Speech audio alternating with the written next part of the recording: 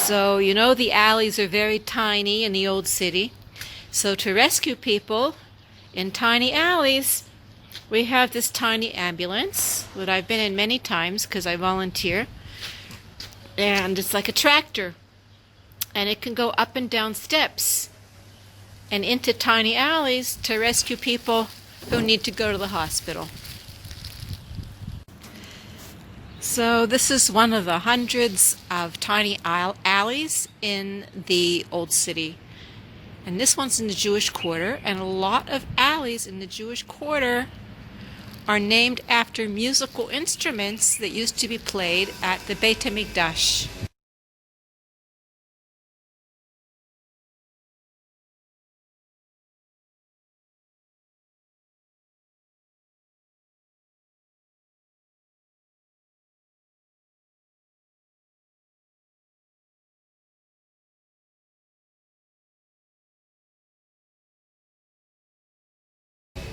For example, this street is called Hatzatzrot, and they call it this, that means trumpets, Trumpet Street.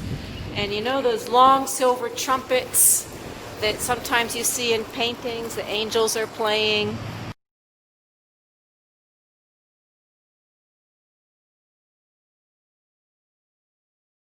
You know the long silver trumpets that the Levi'im played at the Beit HaMikdash? So this alley is shaped like one of those long silver trumpets. It has a big end where I'm standing, and that tiny little end at the end is like the mouthpiece of a trumpet where you would put your mouth and blow. So that's why this street was called Trumpet Street. This is called the 4 Sephardi Synagogues. It's early in the morning. I think you can see someone inside the window there doing shachrit. And in this synagogue, well, there's 4 of them together under one roof. In Israel's first big war, all the Jews of the Jewish quarter of my neighborhood hid. A lot of them hid in the synagogue, about 1,000 of them. And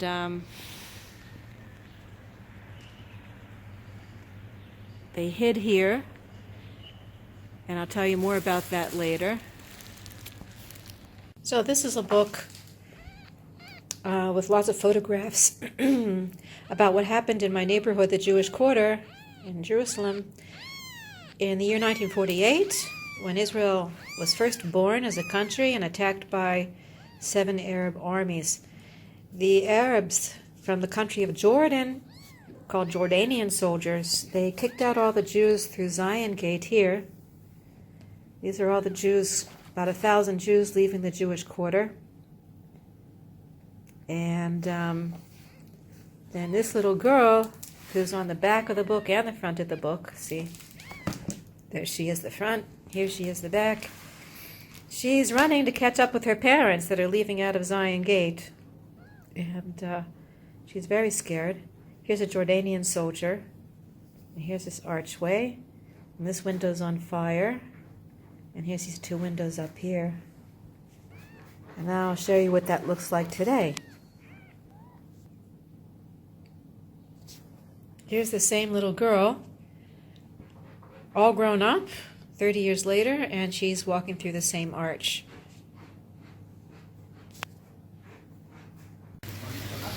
So this is the Makolet, where I just bought the stuff I need for Shabbat. Here's all the chalot. And here is an archway. This is the archway today. Much later. This is the window above, and this is the window that's on fire in the picture. It's a memorial for fallen fighters from 1948. Imagine a tiny baby chick hatching from an egg and then being attacked by 7 wolves. That's what happened. We were a brand new country with a small population and survivors from the Holocaust arriving, and we had to stand up to 7 Arab countries who attacked, trying to wipe out the new Jewish state only several years after the Holocaust. Now, what was happening here in Jerusalem in the Old City was there was about 1,500 civilian Jews who were not fighters, and they were hiding in the four Sephardi synagogues. They were being defended by only 200 Jewish fighters. And I say fighters and not soldiers because they were a wide spectrum of kinds of people. You had a 10-year-old boy, you had a 90-year-old man, and everything in between.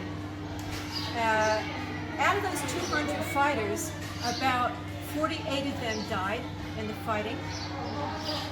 And they were put in a mass grave right here. And that's why this has been made into a special memorial. So this is our commander. His name was Moshe Rusnak. And here's a Jordanian. And our commander is signing the surrender agreement. He's surrendering the entire old city to the Jordanians. These are the Jews in an alley right around the corner from me. And the Jordanians came to the synagogue, the four Sephardi synagogues where they were all hiding, about 1,500 civilians, and told them they had 1 hour to go home to collect whatever they had. And then they were going to be expelled through Zion Gate. These are the civilians with their packages, old men. This man, who was brought in dead on a stretcher, his name was Boris Mizrahi, and the doctor turned to the photographer, and this is what he said. This man couldn't read or write. Now that means that if you think of someone that that doesn't read or write, it means they don't have much status among the people that you know. If everyone can read and write and someone can't, it's like, okay, could be a nice guy maybe, but he can't read or write. He's not so important.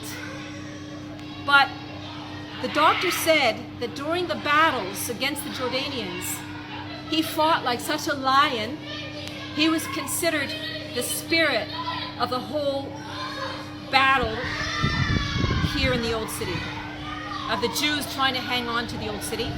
And when he was brought in dead on a stretcher, so whatever hope the Jews had of holding on to the Old City against the Jordanians, whatever hope they had just went away. They had no more hope anymore, and it was right after that that there was a surrender.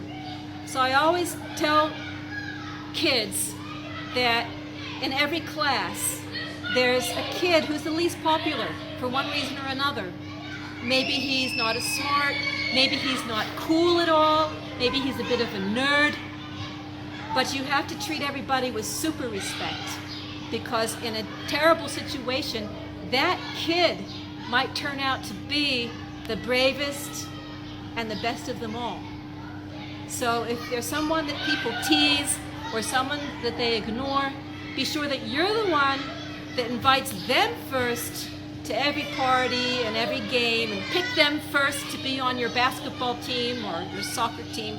Be sure you treat them as well as you do everybody else. And again, they're making their way to a main square, which we're going to next after this. And you're familiar already with this little girl and Zion Gate, the people leaving out of Zion Gate. These are the wounded.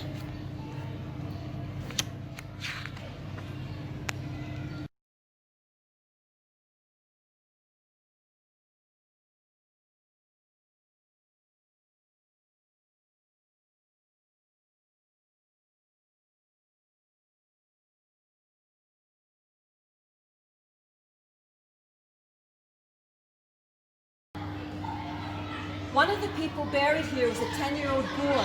He would run messages between the fighters. And after the Six-Day War in 1967, one of the first things that we did when we captured the Old City from the Jordanians, so the bones of these fighters were reburied in the famous Jewish cemetery on the Mount of Olives. They were all given the official Israeli army tombstones, and this is what the tombstones look like.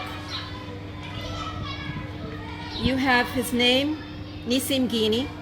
You have the IDF symbol of the Jewish star with a sword and an olive branch.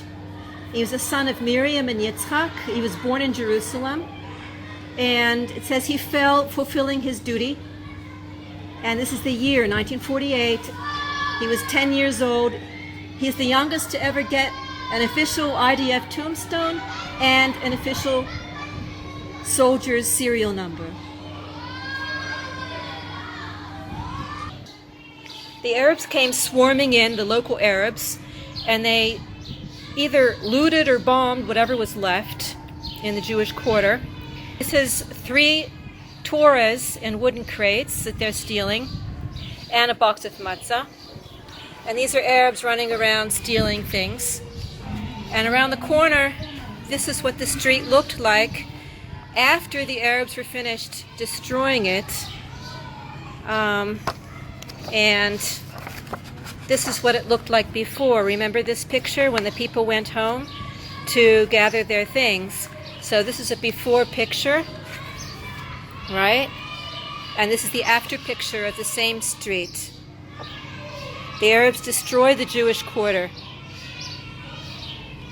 And for 19 years, they really didn't do anything with it. They left it in ruins.